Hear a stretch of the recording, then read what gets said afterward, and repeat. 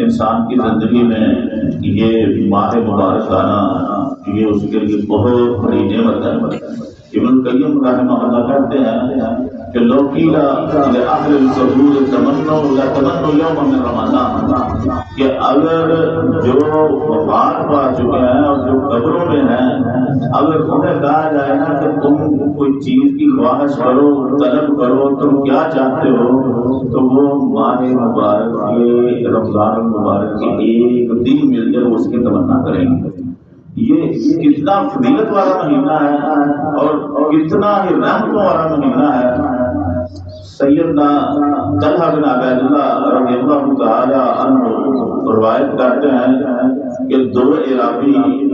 جو مدینہ کے کسی آس پاس کی بستی میں رہنے والے تھے، وہ آتے ہیں آپ صلی اللہ علیہ وسلم کے پاس، مسلمان ہوتے ہیں۔ ان میں سے ایک بہت ہی محنتی ہوتا ہے، ہر کام میں آگے آگے، دوسرا جو صحابی ہے جو اسلام لاتے ہیں وہ بھی محنتی ہے، لیکن پہلا اس سے زیادہ محنتی ہوتا ہے۔ میدان جہاد میں جاتے ہیں تو ان میں سے ایک شہید ہو جاتا ہے جو بہت زیادہ محنتی ہوتا ہے، دوسرا ایک سال بعد فوت ہوتا ہے۔ تو سیدنا طلحہ بن عبید اللہ کہتے ہیں کہ میں نے خواب دیکھا کہ جنت کے دروازے پہ وہ دونوں اور میں کھڑا ہوں، جنت سے فرشتہ نکلتا ہے اور آ کر کے جو بعد میں فوت ہوا ہوتا ہے اس کا ہاتھ پکڑتا ہے، جنت میں لے جاتا ہے، پھر دوبارہ نکلتا ہے اور جو شہید ہوا ہوتا ہے، جو پہلے شہید ہوتا ہے، اس کا ہاتھ پکڑتا ہے اور اندر لے جاتا ہے، پھر دوبارہ نکلتا ہے اور مجھے کہتا ہے کہ آپ چلے جاؤ، ابھی آپ کی باری نہیں ہے۔ تو یہ کیونکہ ابھی حیات تھے، صحابہ کرام نے سیدنا طلحہ بن عبید اللہ نے فجر کی نماز کے بعد اپنا یہ خواب بیان کیا۔ صحابہ نے بڑا تعجب کیا کہ جو شہید ہوا یہ بعد میں داخل ہو رہا ہے جنت میں، اس کو بعد میں لے کے جایا گیا ہے۔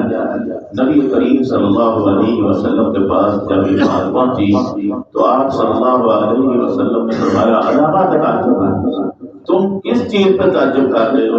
یہ جو بعد میں فوت ہوا ہے اور جنت میں پہلے داخل کیا گیا ہے، علیہ صحابہ کا تباد اور بسنا، کیا یہ جو شہید ہوا اس کے بعد ایک سال زندہ نہیں رہا؟ اس نے اس سال کی نمازیں نہیں پڑھی، اور خصوصی طور پہ آپ صلی اللہ علیہ وسلم نے ذکر کیا کہ کیا اس نے وہ ماہ مبارک نہیں پایا، رمضان المبارک نہیں پایا، اور اس کے روزے نہیں رکھے۔ تو اس ایک مہینے کے روزے رکھنے سے اس کے اور وہ جو شہید ہوا ہے اس کے جنت میں جو درجے کا فاصلہ بنتا ہے وہ زمین آسمان کا بنتا ہے۔